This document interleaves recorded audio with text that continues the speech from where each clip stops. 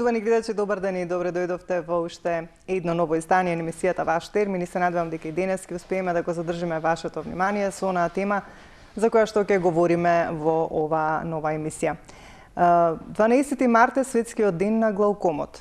Па ете во пресред на овој ден и на овој месец кој што практично целиот месец е посветен на глаукомот и се одбележува со низа активности. Ние одлучивме денеска да поразговараме за глаукомот, за тоа значи што представува глаукомот, кои се симптомите, кога треба да се посети очен лекар, што потоа од кога ќе се дијагностицира и така натаму. Одговор на моја денешна докторка е Анастасија Денова Мицковска. Знаев дека ќе го згрешам презимето. Таа е офталмохирург и ни доаѓа од очната болница Визија. Требаше да се забележам на едно ливче, баш ти реков дали ќе го грешам, меѓутоа тоа е тоа, добре дојде и драго ми е што за прв пат си во Ваш термин Тебе сонце. Мило ми е, добар ден, добро ве најдов и многу ми е мило што гостувам во денешната емисија. Така, значи Анастасија Денова Мицковска, офталмохирург од очната клиника Визија. Ќе говориме за глаукомот и се надевам дека еве ќе бидеме интересни, што повеќе што навистина е голем проблем, посебно кај возрастната популација и знае многу често да се јави, па затоа малку ќе поразговараме да појасниме до нашите гледачи што представува глаукомот и се она што е поврзано со него кога станува збор и за дијагностиката, понатаму и за третманот. Првин да прашам во Визија дали имате некои низа активности и како вие го одбележувате овој ден? Со работа. Со работа. Еве, сега после емисијата нормално се враќам назад за прегледи на пациенти. Во Визија сме со работа цело време. Значи, мада јас и мојот колега доктор Душан Кемера, еве поздрав до него, ние сме прилично нови во тимот, негде околу 2-2,5 години, млади доктори, сега нормално мора да се прошири тимот и со нов персонал, како доктори, така и сестри и друг персонал. Меѓутоа, мене ми е многу мило и чест да бидам дел од првата приватна болница општо во Македонија, не само во Скопје. Така е, да. Предходнава недела славевме 23 години. Да, честитки да се множат. Да, роден ден ни беше. И навистина феноменална болница која што си го задржа интегритетот и квалитетот не само и на прегледи, и на операции, и на дијагностика на пациенти. 23 години. Така. Уште пред да почне да се развива офталмологијата. Заедно со професори од Париз пред 23 години, каде што другиве приватни болници уште не постоеле да се развиваат. Значи било само државното и ова, приватно. Прв ласерски центар за корекција на диоптрија, најнови методи за операција на катаракта, значи све тоа произлегло од тимот на Визија, посебно начело со доктор Сашо Петров и доктор Жанина. Така, тие се тие кои што ми е се многу основачи. мило што сум дел од тимот, поздрав до цела екипа и посебно до доктор Сашо Петров и доктор Жанина што се прекрасни изворедни ментори и се надевам дека во иднина уште многу години ќе опстои болницата како што била пред 23 години, така и натака остануваме исти тим. Така. Посакувам навистина успешна работа и понатаму да уште многу јубилеи да одбележи Визија и секако да има успех во сето она што го работи. Ајде да започнеме со глаукомот. Колку е чест проблем денес? Многу чест. Ако ја тргнеме настрана катарактата, што релативно им може да се среди со операција, или старечкото перде да речеме, е прва водечка болест за губиток на видот. Збореме неповратен губиток на видот. Така. Значи се смета според статистиките на Светска здравствена организација дека до 2040 година над 120 милиони пациенти со официјално дијагностициран глауком статистички заведени веќе ќе го изгубат видот 100%. Така. Чи станува збор за многу подмукла болест. Зашто? Затоа што во 90% од случаевите не дава никакви симптоми. Кај нас посебно, значи имаме пациенти каде што ќе дојдат случајно за рутински преглед, нели ние си правиме мерење на очен притисок, гледање на очно дно се, меѓутоа дојдени пациенти што релативно и не знаат ќе дојде за научари. Да се препишат, му наоѓаме очен притисок. и ми кажува, обично ќе ги прашаме дали имаат некакви симптоми, затоа што во мал дел од случаевите знае да пројави симптоми како пецкање во очите, па некоја главоболка чудна околу окото, во слепочницата, како од позади некоја татнеш, не жаречка болка, туку како тапа болка некоја може да даде. Главоболка исто така, повремено заматување на видот, ама тоа се многу ретки симптоми. И најчесто ги откриваме случајно пациентите. Станува збор за многу интересна болест каде што одредени офталмолози и доктори ја сместуваат како синдром. Така. Меѓутоа е мултифакторијална болест. Значи станува збор за првото нешто, ако го кажеме за глауком, е покачен очен притисок.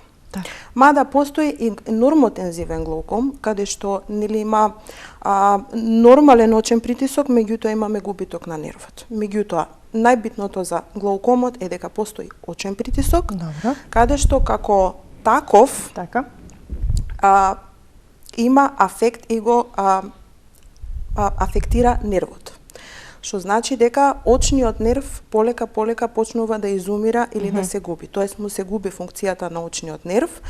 Ајде стручно да кажеме, се прави екскавација на главата на очниот нерв, односно расширување и изумирање, со последователно давање кај пациентите специфичен симптом на тунелски вид. Значи се јаде периферијата на видното поле и полека се стеснува, каде што се добива тој тунелски вид, кој што е специфичен за глаукомот.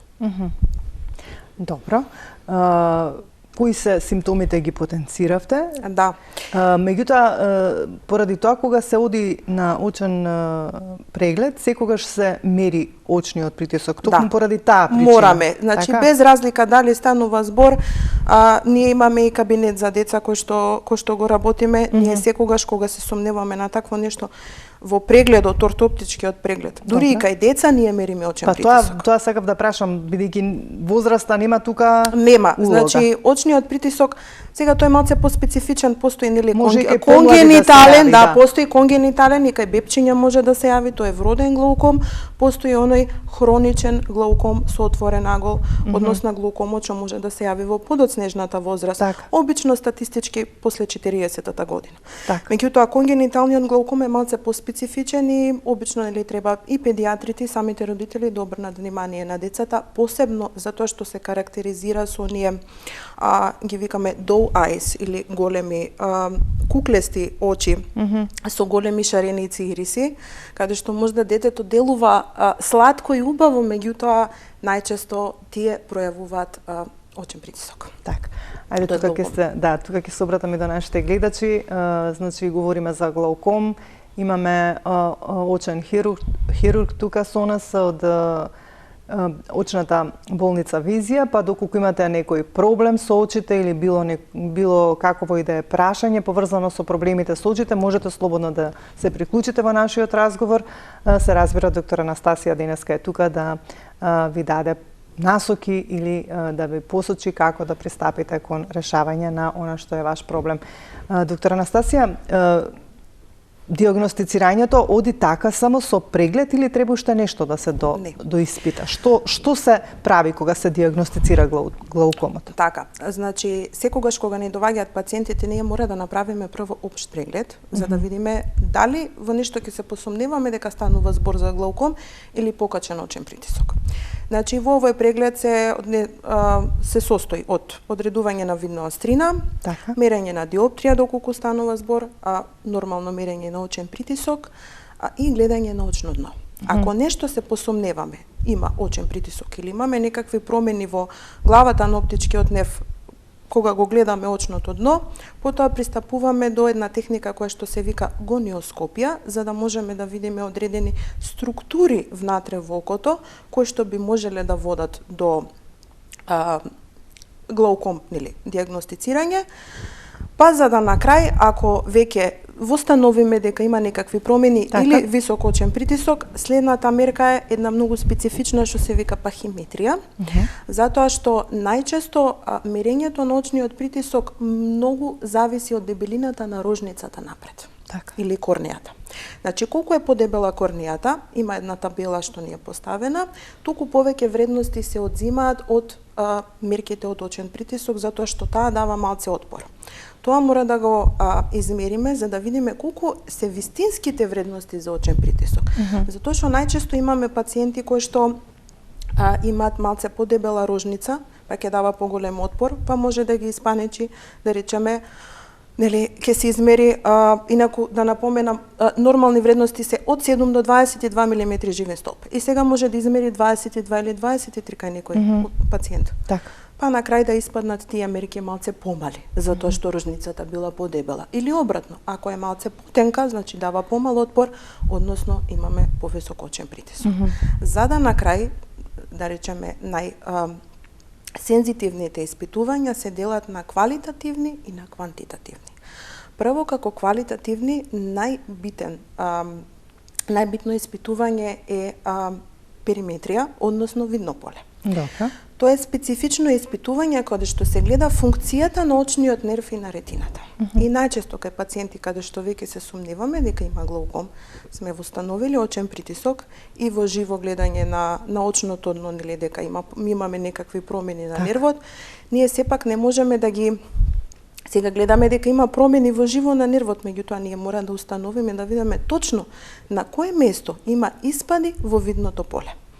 Значи го прави пациентот видното поле и гледаме точно на сликата каде се испадите. Најчесто почетните испади знаат да бидат назално, значи од делот на носето во овој дел, и затоа обично во почетните периоди од глаукомот не се ни приметуваат. Меѓутоа како повеќе све напреднува болеста, се повеќе и повеќе се скратува видното поле. И тоа се приметува на тоа испитување. Значи имаме буквално мрежа од окото, каде што од целото видно поле што го може да го имаме на двете очи, се гледа точно каде е испадот, на кои делови. Значи тоа се квалитативните испитувања и квантитативни испитувања. Оптичка кохерентна томографија ни е едно најрелевантните методи за испитување. Или осити што го викаме тоа, каде што се гледаат бројот на нервни влакна. Значи се снима нервот, исто како компјутерска томографија што правиме нели на цело тело. Ќе те прекинам тука, задржи ја мислот, имаме гледач на линија. Добар ден, повелете. Добар ден. Ало, добар ден. Повелете, ве слушаме. Пациентот Штип Марија, голема благодарност до докторката Анастасија. Јас сум нејзин пациент, можда и нема да се сете на мене. Меѓутоа, после долго лутање, треба да ставам терапија, не треба да ставам терапија. Таа беше многу упорна, многу фина, ми одреди терапија.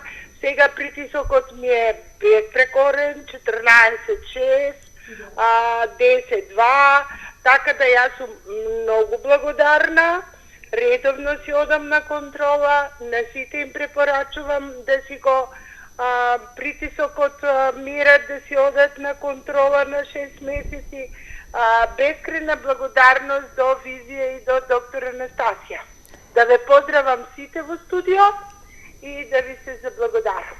Ви благодариме многу, уште повеќе што се јави пациент кој што и е на доктор Анастасија и кој што има убаво искуство и за кој што се нашло решение за да не ги чувствувате оние нели симптоми. Прекрасни луѓе од сестри до доктори, сите многу ме прифатија како што бев испаничена.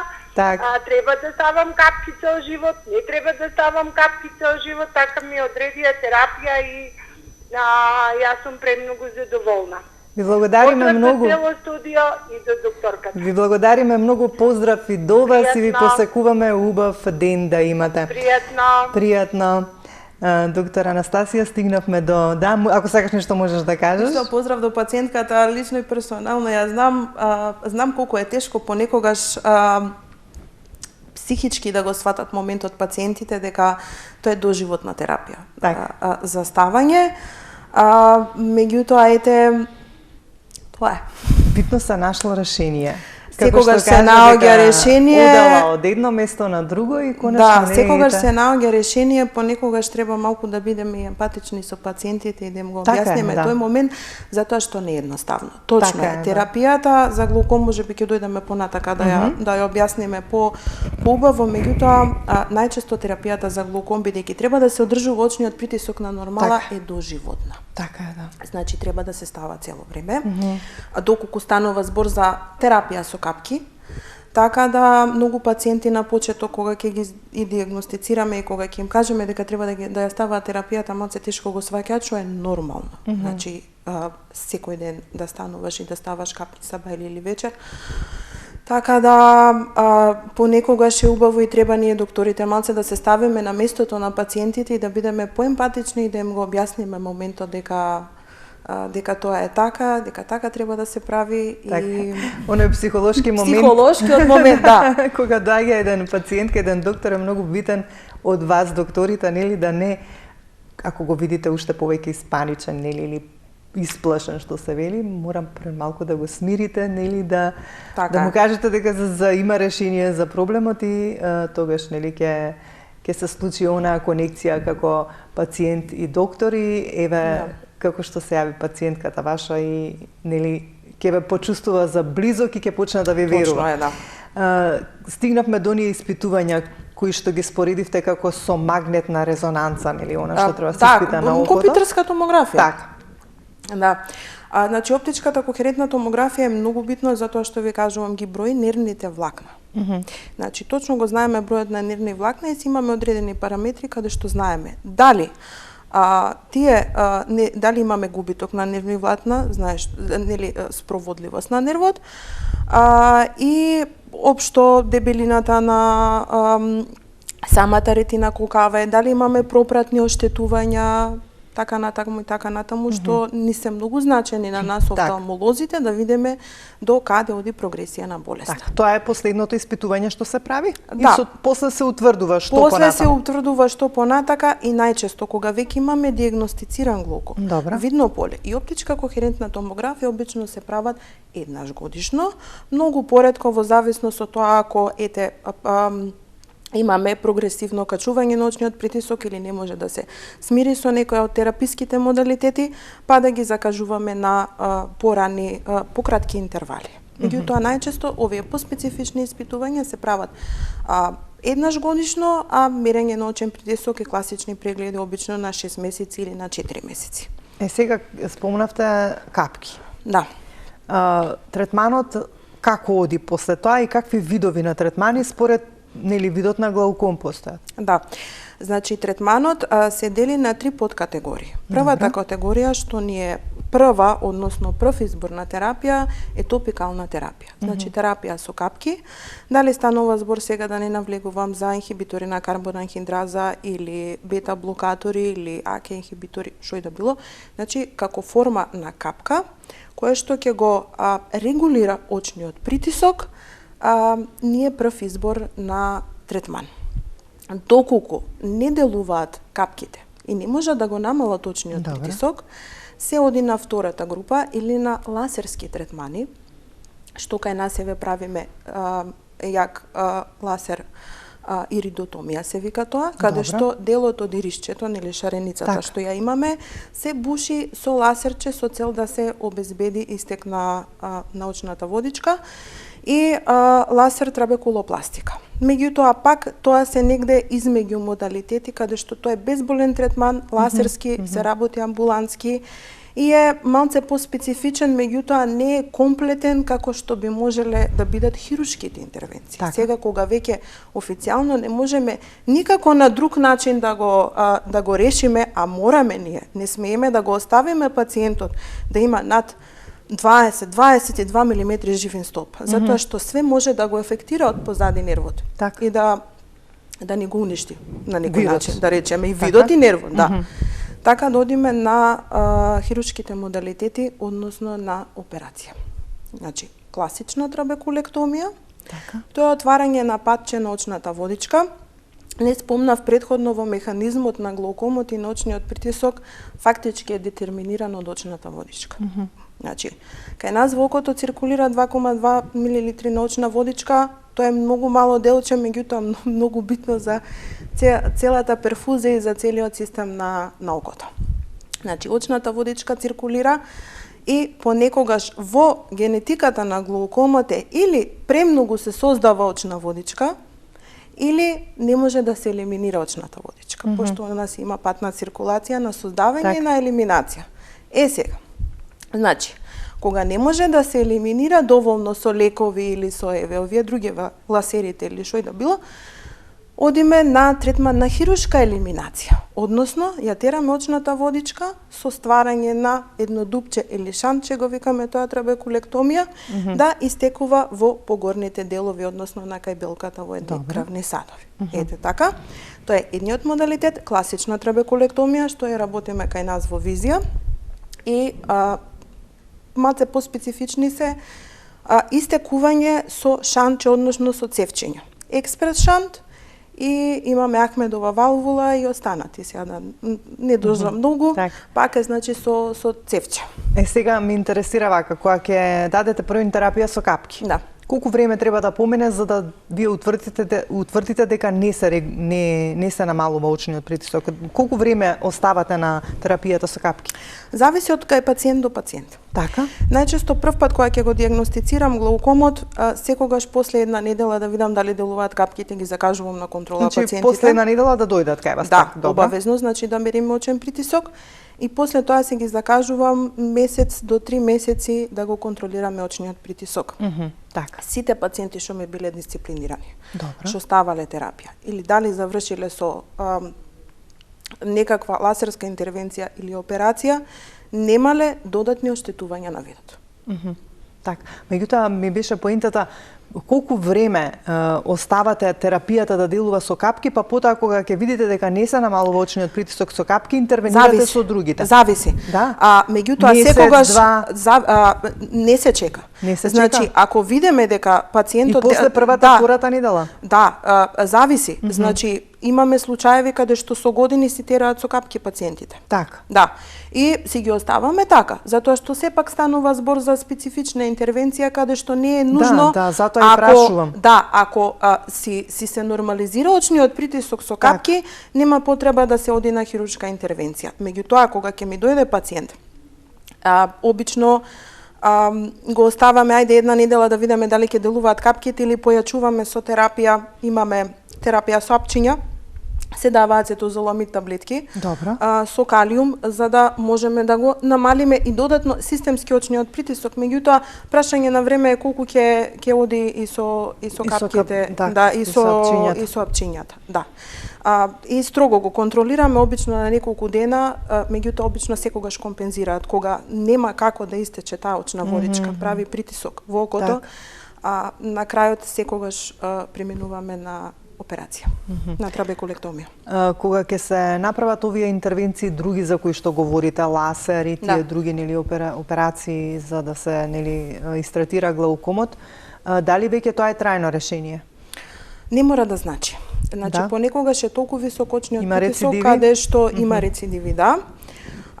Некогаш има потреба од реоперација или создавање на уште едно шантче или дупче за да се филтрира очната водичка, или па комбинација од операцијата и плюс капки да се користат. Значи, секој пациент индивидуално го третираме.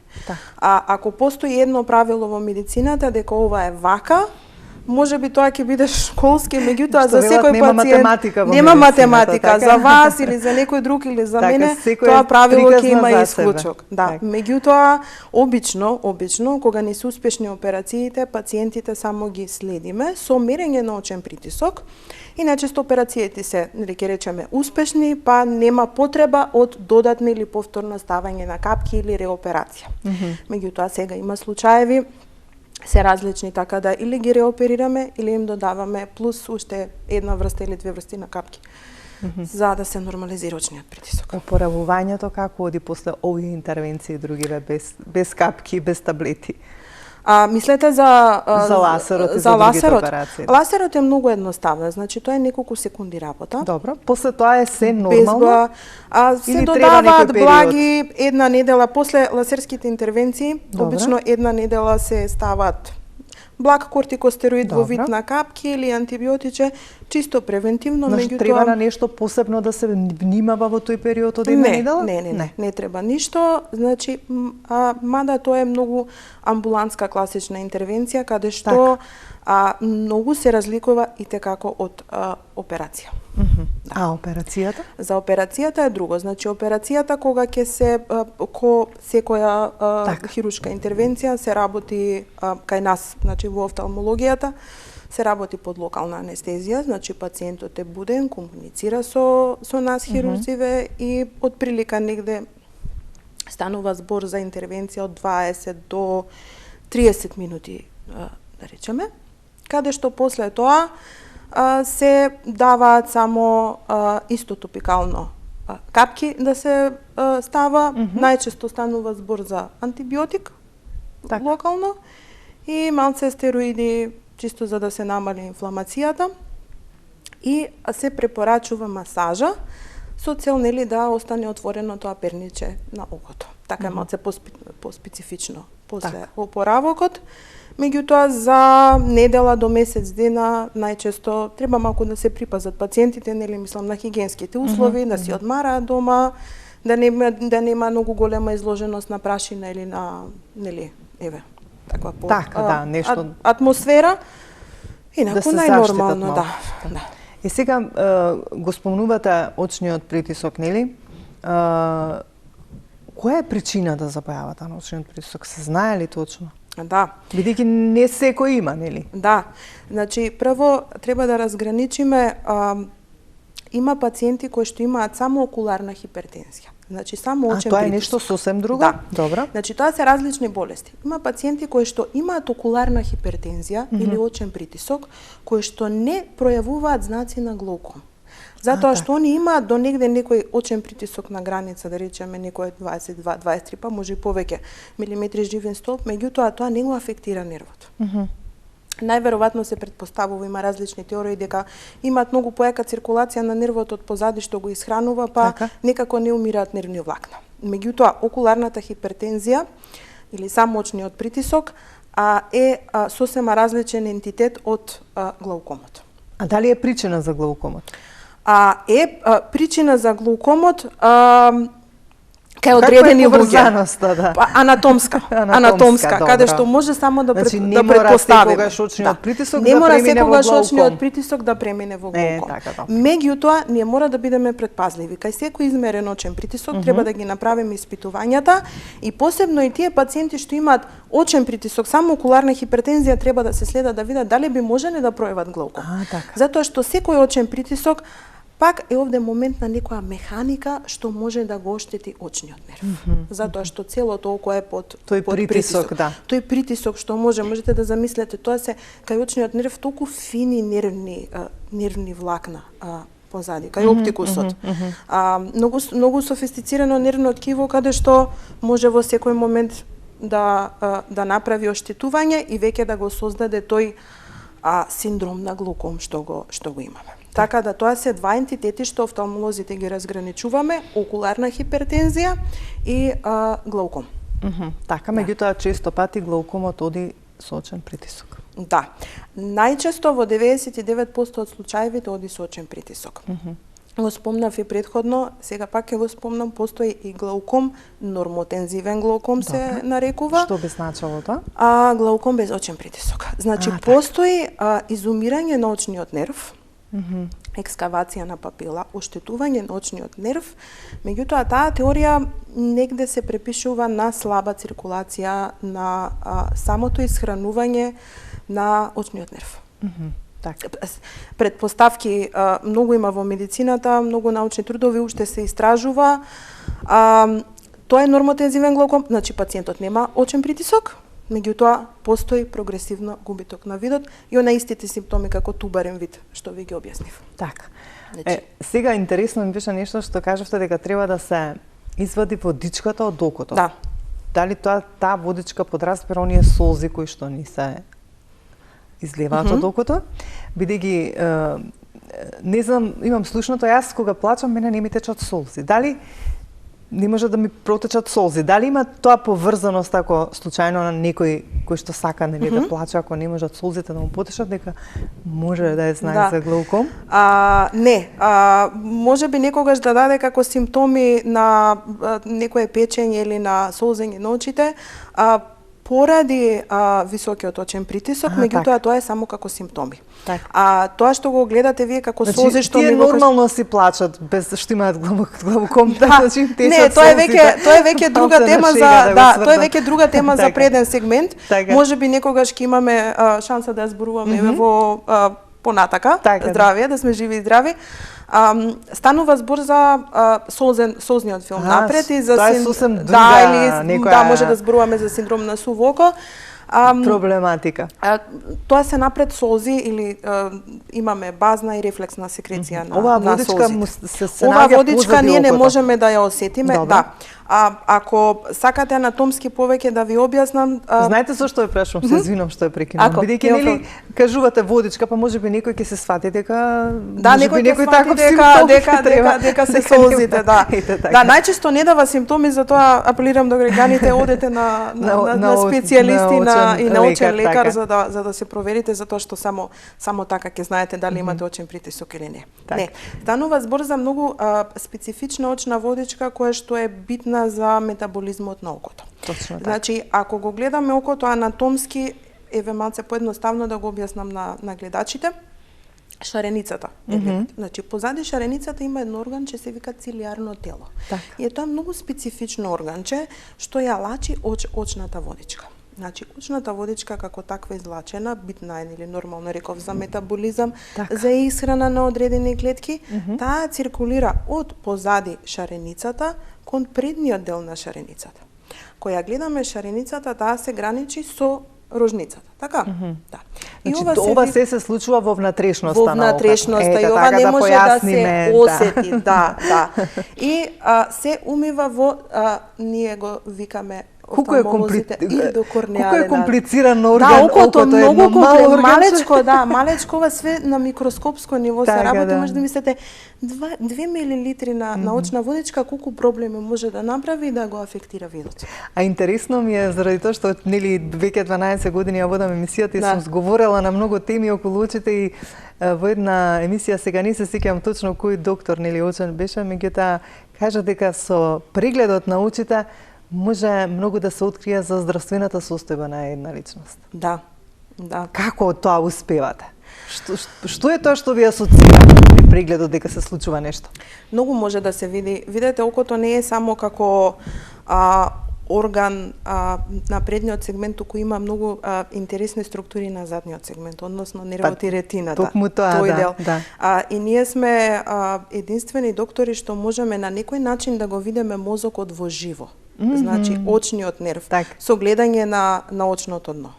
Така да ова се многу различни структури, крвните садови се гледаат од позади на ретината, каде што може... Што е тоа вака што кога при прегледот нешто ќе видите и што ќе ви асоцира дека има некој проблем, можеби друг здравствен проблем во организмот кај еден пациент? Различни се. Во зависност дали го гледаме предниот или задниот сегмент, можеме да зборуваме, тоа се милиарда теми. Од предниот сегмент, од капаците може да се види дали пациентот, каква му е состојбата на солзниот филм, какви се лојните жлезди, дали лачат или не лачат, дали има сува кожа или мрсна кожа, одма се гледа по самите лојни жлезди. По солзните жлезди може да се види. По синдромот на суво око, од прилика можеме да погодиме во каква средина работи, дали е во климатизирана просторија, дали е не, па од прилика нели некако ги асоцираме тие работи. По самите очи, крвните садови? Крвните садови секако да, ако одеме нели почнав подлабоко. Подлабоко. Крвните садови исто така може да не кажат. За диабетесот нешто има? Све може да се види. Значи, дали има проблеми пациентот со шекер? Одма ќе се види. Знаци за диабетична ретинопатија. Знаците за очни притисок ги кажував. Исто така за крвните садови имаме кај системска хипертензија. Имаме знаци и хипертензивна ретинопатија, кај пациенти кои што долго страдаат и имаат нерегулиран крвен притисок. Така да многу работи можат да се видат, да не тргнам да ги зборувам Така што туморите, многу важен орган е окото. Да, многу важен орган, многу специфичен, многу малечок. Многу малечок, комплициран, специфичен. И затоа е многу важно ние да си ги чуваме очите, уште повеќе што знам дека веќе нели со ова поново време некако сите ние порано започнуваме да носиме очила, нели говорам за користењето на уредите, нели, од кога почнаа да се користат компјутерите, мобилните телефони, ми се чини дека тоа многу исто допринесува и да нам ни се намали видот. Точна ли е мојата констатација? Па да, до негде мислам дека веќе човештвото еволуира кон 99,9% популацијата носи наочари. Од 18-17 години веќе младите школската миопија постои. очила. Да, школската миопија постои, односно нели диоптрија за далечина. Да го кажам, меѓутоа општо самите уреди и самото тоа користење и на телефони, и на компјутери, големо ли е на влијанието телевизори, за да се намали видот, така? Да, затоа што ние веќе стануваме нација каде што не им даваме одмор на очите. Не, навистина не. Да.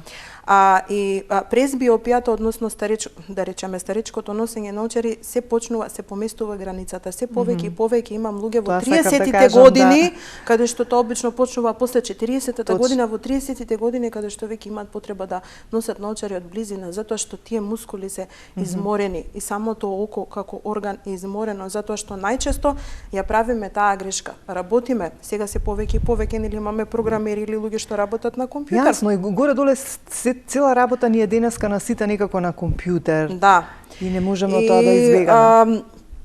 Работат на компјутер и после паузата што ја прават, ја правиме на телефон. Повторно на телефон. Повторно на телефон. И повторно е гледање од близо. Така да.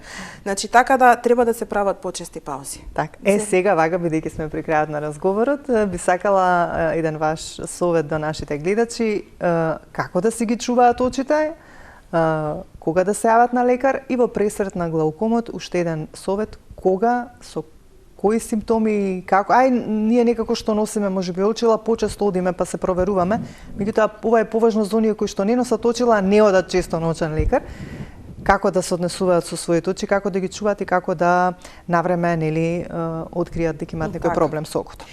Значи, најбитна работа после 40-та година. Убаво би било, мој совет е еднаш годишно да се оди на рутински преглед за очите. Значи, не мора да се прават детално, не знам какви специфични испитувања, тоа се прави ако се диагностицира некаква болест. Меѓутоа, мерење на очен притисок, гледање на очно дно и евентуална проверка на диоптрија, гледање на видната острина треба да се прави секоја година после 40-та година. Така. Па дури и порано веќе. И оние што не носат очила, така? Да, оние што не носат. Так. Втора работа за глаукомот, многу е битно. Сите што во фамилија имаат, затоа што знае да биде генетски детерминирана така е, болест. битно е тоа многу да се многу потенцира. Многу е битно. Сите што имаат во фамилија, баба, дедо, мајка, татко, значи што влечат некаква генетика, што имаат роднини со глауком, би требало, без разлика дали се тетка или чичко, не мора да е прво колено. Секогаш треба да одат да се го проверат очниот притисок, затоа што тоа знае да биде генетски детерминирана болест. Так. Многу ретко знае да се јави спорадично. Так. Најчесто е генетски. Така да обавезно да го дури на помлади години да го проверуваат очниот притисок. Јас мислам дека многу убаво посочи како да се грижат за здравјето на нивните очи, сите оние кои што не следат, а уште еднаш ќе потенцираме ве при крајот на емисијата, значи сите оние кои што сакаат да се сретнат со доктор Анастасија, уште еднаш да кажам дека ни доаѓа од очната клиника Визија, која што, како што и кажа Анастасија на самиот почеток, е прва клиника очна приватна во Македонија. И толку, како одбележавте 23 години, 24 успешна работа, значи, ете, колку да кажеме, нели, каде може да најдат доктор Анастасија. Мене ми беше навистина стварно задоволство што беше денеска дел од ваш термин. Соработката со Визија трае навистина многу одамна и со драгата доктор Жанина. Да поздравиме и неа и на целиот тим. Поздрав и секако во некое следно издание повторно ќе повикаме нели дали некој ваш колега или повторно вас или некој нели од тимот за да проговориме и за други теми, бидејќи кажавме дека постојат повеќе проблеми кога стана збор за очите. Токму така. Окото е комплициран орган и секогаш ми е задоволство и мене и на колегите да гостуваме овде и да споделуваме знаење и да им помагаме на пациентите и на гледачите колку што можеме повеќе. Овде сме за вас. Така, ве посакувам уште еднаш голем успех, па се гледаме во некоја следна емисија. Благодарам. Почитувани гледачи, тука ќе поздравам и јас за денес. Ви благодарам за вашето внимание. Ве оставам во убаво расположение. Имајте добро здравје, грижете се за своето здравје, за здравјето на очите поконкретно, а ние повторно се гледаме за 7 дена во исто време.